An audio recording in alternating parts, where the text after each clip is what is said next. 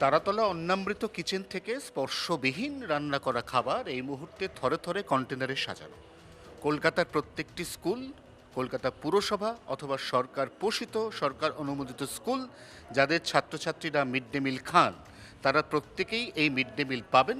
আমরা দেখতেও পাচ্ছি ইসকনের অন্নামৃত প্রকল্পের এই অত্যন্ত মডিফাইড কিচেন, সেখান থেকে এক এক করে খাবারের কন্টেনার বেরোচ্ছে এবং কন্টেনারগুলিও যে প্যাক হচ্ছে আমরা একদম সরাসরি দেখাতে চাইবো। সেই প্যাকিংটাও কিন্তু হচ্ছে একটা অত্যাধুনিক পদ্ধতির মাধ্যমে, যেখানেও কোনোভাবেই স্পর্শের প্রয়োজন হচ্ছে না, পুরোটাই হচ্ছে যন্ত্র মারফত। ঠিক এই জায়গা থেকেই কন্টেনার বোঝাই খাবারগুলি ইসকনের স্টিকার দেওয়া গাড়িতে পৌঁছে যাবে কলকাতা স্কুলে স্কুলে। ৪৪,০০০ পড়ুয়া দিয়ে শুরু হওয়া এই পাইলট প্রজেক্ট ক্রমান্বয়ে ধাপে ধাপে ১,০০,০০০, তারপর ১,৫০,০০০ এবং যেমনটা ইসকন অন্নামৃত কর্তৃপক্ষ আগেই জানিয়েছেন ৩ মাসের মধ্যে ২,৫০,০০০ পড়ুয়াকে পৌঁছে দেবে মিড ডে মিল বা দুপুরের খাবার।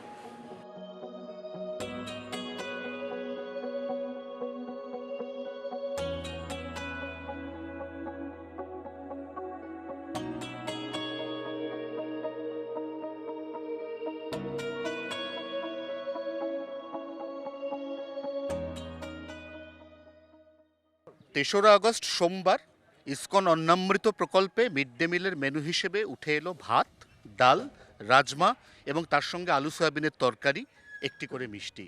নিঃসন্দেহে সেই সমস্ত অভাবী নিম্নবিত্ত মধ্যবিত্ত পড়ুয়া যারা রাজ্যের সরকারি স্কুলে পড়ে, তাদের কাছে ইসকনের অন্নামৃত যোজনায় সুষম পুষ্টিকর আহার একটা আশীর্বাদ।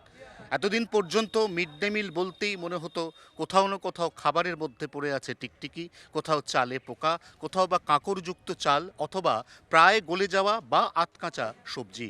এবার তার বদলে অত্যন্ত সুস্বাদু এবং পুষ্টিকর খাবার এবং পাশাপাশি মেধার বিকাশ। জি ২৪ ঘন্টার জন্য ক্যামেরায় দীপের সঙ্গে অয়ন, তারাতলা, কলকাতা।